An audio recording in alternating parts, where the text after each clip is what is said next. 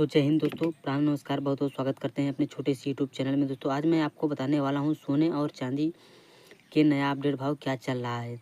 क्या सोना चांदी सस्ता हो रहा है या महंगा, मैं पूरा आपको इस वीडियो के माध्यम से बताने वाला हूं। बस दोस्तों छोटा सा कष्ट करिए कि चैनल को सब्सक्राइब और वीडियो को लाइक ज़रूर करिएगा।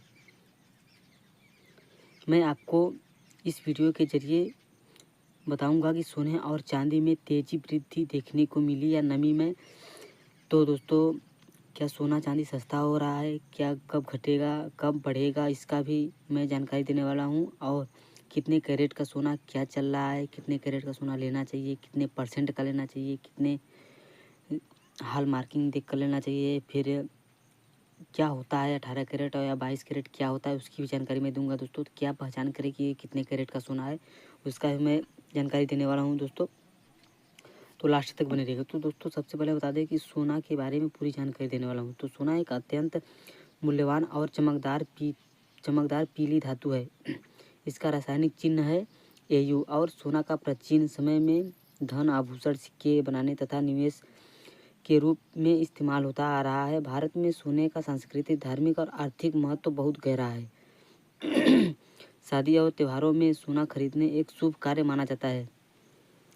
सोना आर्थिक अस्थिरता और महंगाई के दौर में सुरक्षित निवेश का माध्यम है। विशेषज्ञों का अनुमान है कि 2025 में सोने का भाव बढ़ोतरी हो सकती है, क्योंकि दोस्तों बता दें 2026 चल रहा है, 2026 में और ही बढ़ेगा ही सोना। चांदी और बढ़ेगा, घटने का चांस नहीं है दोस्तों।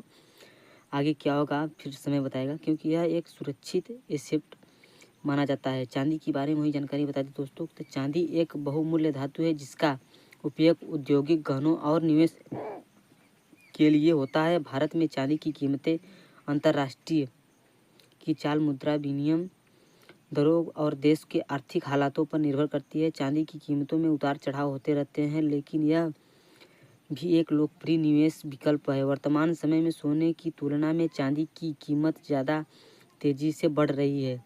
आज का सोने का ताज़ा भाव क्या है दोस्तों? तो आज का ताज़ा भाव दोस्तों ये 24 कैरेट का सोना भाव लगभग 16,954 प्रति 10 ग्राम है।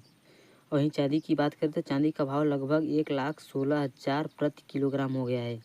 तो दोस्तों 22 कैरेट और 18 कैरेट सोने का भाव क्या बाज़ार में चल रहा है या फिर क्या बाज़ार में बिक रहा है, क्या भाव, उसका भी मैं जानकारी देने वाला हूँ। तो भाव बाजार की मांग, वैश्विक आर्थिक स्थिति, रुपये की मजबूती या कमजोरी प्रभावित होते हैं।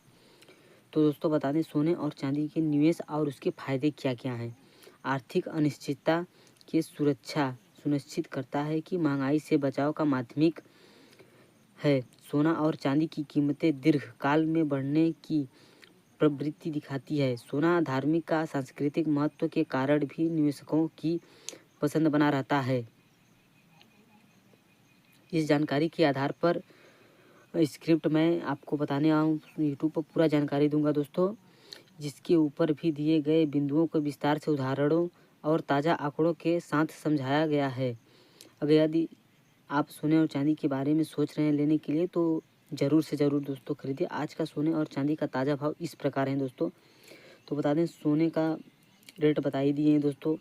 तो चलते हैं दोस्तों अगले स्टेप में चलते हैं, सोने का इतिहास बता देते हैं। तो सोने का इतिहास प्राचीन काल में सभ्यता का अभिन्न हिस्सा रहा है। इसका महत्व आर्थिक, सांस्कृतिक और धार्मिक रूप से अत्यधिक रहा है। सादे सोने और आभूषण और सिक्के आज भी लोगों को पहली पसंद है। भारत में सोने का प्रयोग सिंधु घाटी सभ्यता लगभग 3,300 से 1300 BCE से देखा जाता है। उस समय सोने का आभूषण बनाने और व्यापार के लिए होता था। पुरातात्विक खुदाई में सोने के बने बर्तन, आभूषण मिले हैं जो उसकी प्राचीनता प्रमाणित करता है। प्राचीन मिस्र 3600 BC में सोने का प्रगलन हुआ, जहां इसे देवताओं और राजाओं के लिए अत्यंत कीमती वस्तु माना गया। मिस्री पिरामिडों में सोने के आभूषण और अन्य वस्तुएं मिली हैं जो यहीं का प्रमाण है।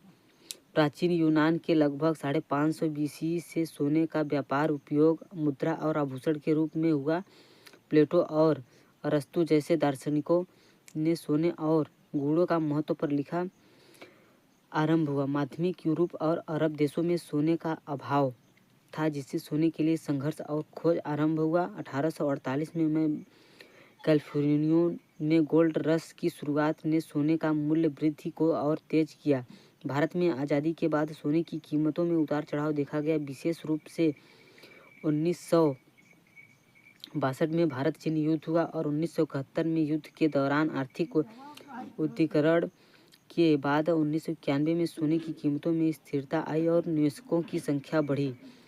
आज सोने न केवल आभूषण बल्कि निवेश का प्रमुख साधन है। भारत में लगभग 25,000 टन सोना जोड़ा है, जो दुनिया के कुल सोने के लगभग 23% है।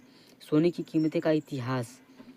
चांदी की प्राचीन धातु है जिसका खनन लगभग 3000 BCE में तुर्की अनातोलिया क्षेत्र में शुरू हुआ। इसकी चमकदार सफ़ेद रंगत के मुलायम प्रवृत्ति ने इसे लोकप्रिय बनाया। चांदी का उपयोग प्राचीन मेसोपोटामिया, ग्रीस और रोम के सिक्के, आभूषण और उपकरणों में बनाने के लिए किया गया। ग्रीस समाज में लगभग 1200 BCE से चांदी को खनाने संचालित हुई, जो व्यापक आर्थिक गतिविधियों को संभव बनाती है। मिस्त्रियों ने लगभग 700 से 1000 BCE में चांदी के सिक्के बनाना शुरू किया। चांदी के सिक्के आमतौर पर सोने के सिक्के से कम मुलायम के होते थे, लेकिन व्यापार में उनका विशेष महत्व था। माध्यमिक युग रूप में पूर्व के चांदी का बड़ा व्यापार हुआ, जिससे कई संस्थाओं को आर्थिक विकास हुआ। आज भी चांदी का व्यापक उपयोग आभूषण, इलेक्ट्रॉनिक्स और निवेश में किए जाते हैं। तो दोस्तों बता दें कि सबसे बड़ा चीज़, अगर चांदी की कीमतें, चांदी में अधिक उतार चढ़ाव होने वाले सोने और चांदी के उपयोग औद्योगिक मांग पर निर्भर करती है। तो सोना और चांदी के संयुक्त महत्व क्या है, इसके रेट क्या है। तो दोस्तों बहुत ही मेहनत लगता है दोस्तों इस वीडियो में पूरा अपडेट करने के लिए, एडिट करने के लिए बहुत ही मेहनत लगता है दोस्तों आप तक पहुंचाने के लिए। तो दोस्तों आप लोग का फर्ज इतना बनता है कि आप वीडियो को लाइक और सब्सक्राइब जरूर करिएगा दोस्तों। अगर वीडियो कहीं भी गलत समझ में आओ तो वीडियो को कमेंट करिएगा ज़रूर।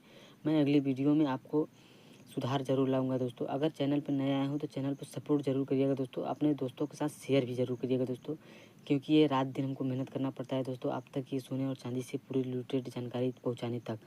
तो दोस्तों धन्यवाद, आपसे बहुत बहुत शुक्रिया दोस्तों। चलते हैं अगली वीडियो में मिलते हैं, तो तब तक धन्यवाद दोस्तों।